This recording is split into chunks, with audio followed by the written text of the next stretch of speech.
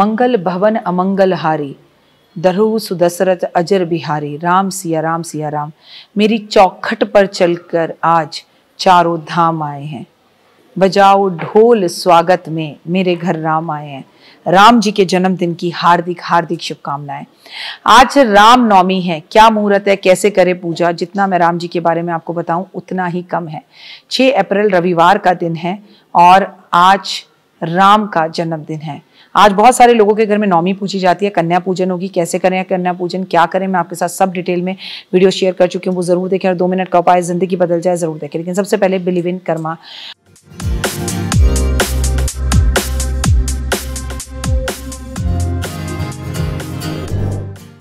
ओए होए, स्वागत अभिनंदन है आप सभी का। नमस्कार, कैसे हैं आप। और दीन दयाला कौशल्य हितकारी, मेरे राम मेरे राम मेरे राम। आपने कभी राम नाम बोला है? आपको पता है शिव भी सारा दिन राम का ही नाम लेते रहते हैं। आपके जीवन के अंदर राम का जो महत्व है, और आपको मालूम है कि आप लोगों में से बहुत से लोग इस बार श्री राम लल्ला के दर्शन अयोध्या में कर कर आए हैं। बहुत किस्मत वाले हैं यहाँ पर। मैं भी अपने आप को किस्मत वाली और सौभाग्यशाली मानती हूँ कि मैं भी राम लल्ला के दर्शन कर कर आई हूँ 2024 में। अयोध्या में भी अपने भाग्य पर इसलिए इटलाती भी हूँ, खुद को त्रिलोकी के नाथ इस धरती पर जन्म लिया और रामनवमी के दिन अयोध्या के इस महा एपिसोड में भाग लेने के लिए लोग तरसते हैं। और कुछ लोग सौभाग्यशाली हैं जो वहाँ पर थे देव लल्ला की मूर्ति के पास। लेकिन आप और हम जो आज इस एपिसोड को देख रहे हैं, जो 6 अप्रैल को राम लल्ला का जन्मदिन मना रहे हैं, अगर वो अयोध्या अब तक होकर आ चुके हैं तो बड़ी कृपा है। और सबसे ज़्यादा ना, आप नहीं भी होकर आए तो आप बड़े भाग्यशाली हो, क्योंकि आपने ये संसार छोड़ने से पहले, मरने से पहले राम जी को उनके घर जाते हुए अयोध्या में देख लिया। ये बड़ी बात है, आपका तो जीवन ही सार्थक हो गया। रामनवमी पर हम कन्या पूजन के साथ साथ राम जी का जन्मदिन भी मनाते हैं। भगवान विष्णु ने श्री राम रूप में जन्म लिया। पंचांग अनुसार भगवान राम का जन्म चैत्र शुक्ल पक्ष की नौमी तिथि को हुआ था। कितना खूबसूरत है ना ये चैत्र पक्ष, हमारे जीवन में चैत्र का महीना। ऐसे में हर साल इस शुभ दिन पर राम जन्म उत्सव यानी कि राम नवमी के त्योहार को मनाया जाता है।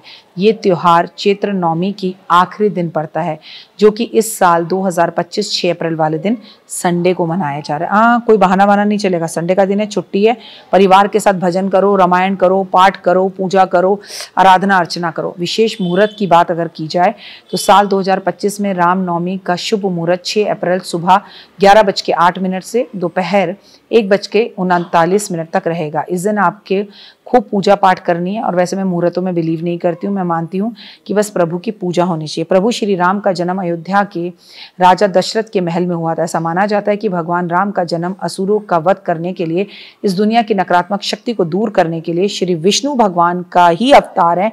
इसलिए चलते रामनवमी के पर्व भारत में श्रद्धा और आस्था के साथ मनाया जाता है।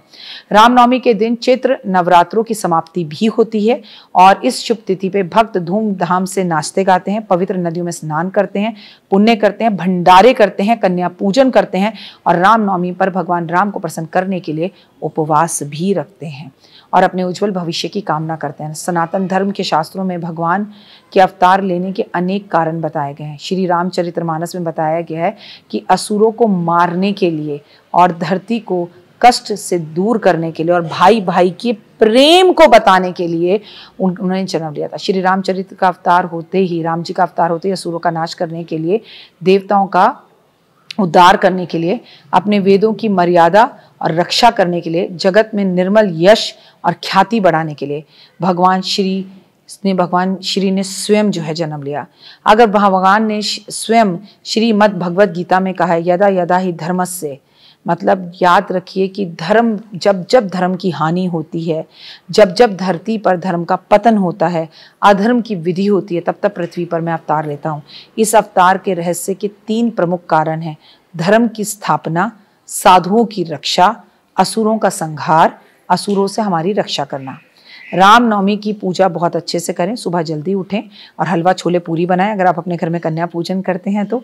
और सुबह उठकर राम जी को फूलों से पूरा सजाएं, उन्हें पंचामृत से स्नान कराएं, उन्हें कुमकुम चंदन अक्षत लगाएं, उन्हें चौकी पर बिठाएं और सीता माँ, राम, लक्ष्मण और हनुमान जी की तस्वीर के सामने गाय के घी का दीपक जलाएं, चंदन, रोली, फूल, माला, मिठाइयाँ, फल सब अर्पित करें।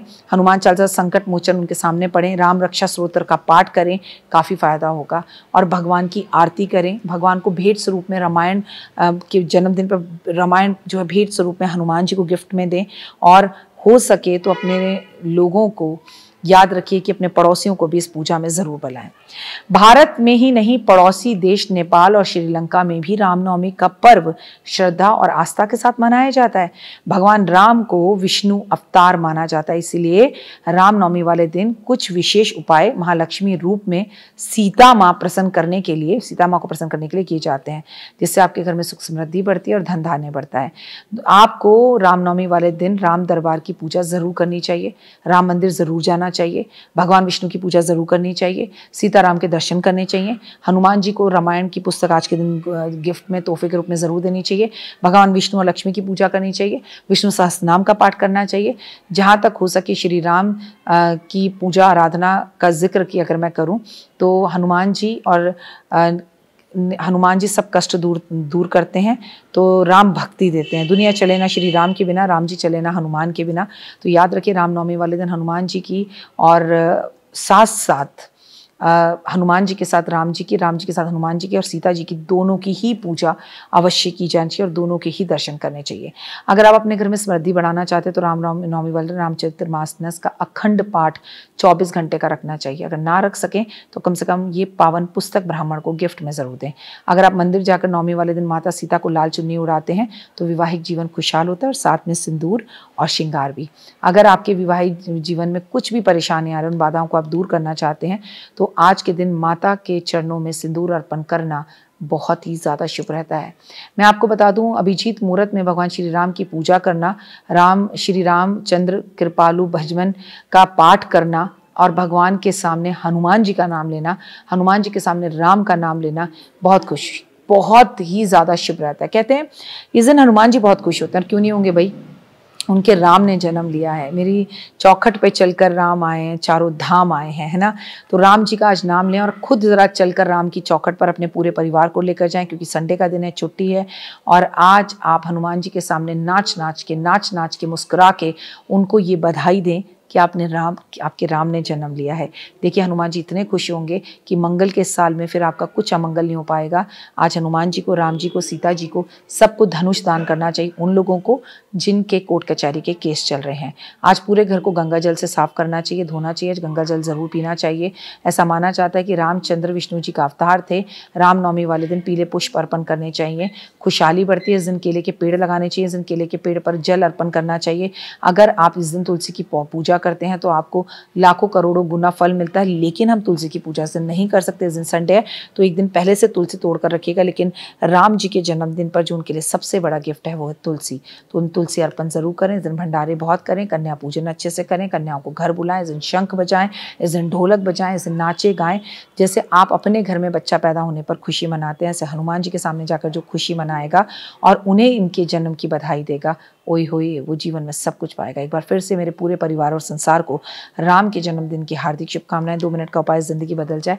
आज अपने पूरे घर में इत्र छिड़के, आज राम जी के मंदिर में, हनुमान जी के मंदिर में और हनुमान जी पर भी इत्र अर्पण जरूर करें और झंडे जरूर लगाएं। जय माता दी।